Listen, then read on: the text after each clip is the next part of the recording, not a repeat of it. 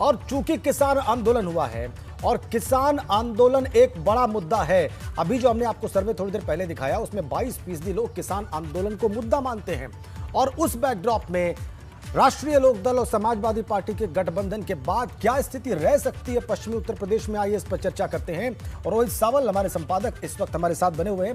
रोहित जी, थोड़ी देर पहले अभी आप कह रहे थे कि मुकाबला दरअसल भाजपा की संगठनात्मक शक्ति और समाजवादी पार्टी का ये जो छोटे छोटे दलों के साथ क्षेत्रवार महागठबंधन हुआ है इसके बीच में है। और उस महागठबंधन का एक बहुत महत्वपूर्ण हिस्सा पश्चिमी उत्तर प्रदेश में है राष्ट्रीय लोकदल के साथ, और वो भी तब जब किसान आंदोलन अभी अभी कुछ दिनों पहले समाप्त हुआ है, किसान कानूनों की वापसी के साथ, कृषि कानूनों की वापसी के साथ। कैसे देखा जाए यहां को? देखिए, पश्चिमी उत्तर प्रदेश की बात करें तो भारतीय जनता पार्टी ने जो पिछली बार जो 136 सीट बढ़ती है पश्चिमी उत्तर प्रदेश की, उन तमाम सीटों पर अभी प्राची ने एक एक कर सिलसिलेवार बताया कि किस तरह से बीजेपी ने एक तरफा बढ़त हासिल की थी।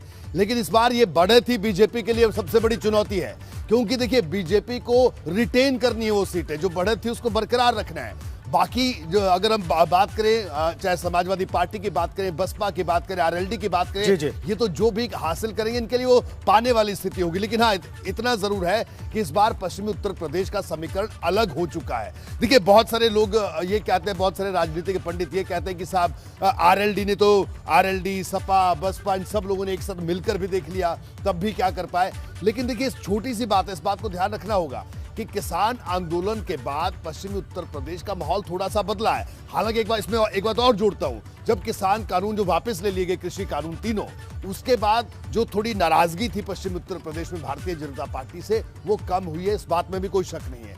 लेकिन हाँ, हम ये कहते हैं कि पूरी तरह खत्म हो गई, तो ऐसी स्थिति भी नहीं है। देखिए, आरएलडी के साथ स्थिति यह है कि आरएलडी के साथ एक भावनात्मक तौर पर जो जाट वोटर है वो जुड़ा रहा है, मुस्लिम वोटर जुड़ा रहा है चौधरी चरण सिंह के जमाने से, और यही उनकी ताकत हुआ करती थी, जाट मुस्लिम समीकरण वो एक साथ था। लेकिन 2013 के दंगों के बाद वो समीकरण टूटा। उसके बाद भारतीय जनता पार्टी ने पश्चिमी उत्तर प्रदेश में एक नया अपना संगठन तैयार किया, या यूं कहें अपना नया समीकरण तैयार किया, जो लगातार 14, 17 और 19 में लगातार फलदायी साबित भारतीय जनता पार्टी को हुआ। लेकिन देखिए, जब 19 में आते हैं तो 19 में स्थितियां बदलने लगी। अगर आप मुरादाबाद की बात करें, वहां पर स्थितियां बदलती हुई दिखाई दी, इसमें कोई शक नहीं। रामपुर की बात करें, स्थिति बदलती हुई दिखाई दी।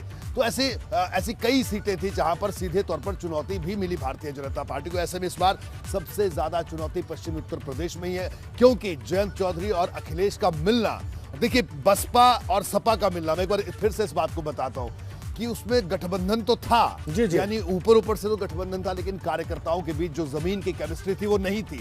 लेकिन इस बार ये बड़ी बात है, अगर सपा और आरएलडी के कार्यकर्ताओं के बीच में वो केमिस्ट्री बन जाती है तो निश्चित तौर पर एक बड़ी चुनौती भारतीय जनता पार्टी के लिए पश्चिमी उत्तर प्रदेश में होगी, इस बात से कोई इनकार नहीं कर सकता। महत्वपूर्ण बात आप कह रहे हैं रोहित जी, आप कह रहे हैं कि पश्चिमी उत्तर प्रदेश सबसे ज्यादा महत्वपूर्ण है। किसान, आप कह रहे हैं आंदोलन वापस हुआ है, कृषि कानून वापस हुआ है, इससे थोड़ी नाराजगी कम हुई है, लेकिन खत्म हो गई है, ये नहीं माना जा सकता। और आप कह रहे हैं कि जमीन पर कार्यकर्ताओं की जो आपसी समझ है, उनकी जो केमिस्ट्री है, वो सपा बसपा के मुकाबले में सपा राष्ट्रीय लोकदल के बीच में बेहतर होने की गुंजाइश है। ये तीन बातें आप कह रहे हैं।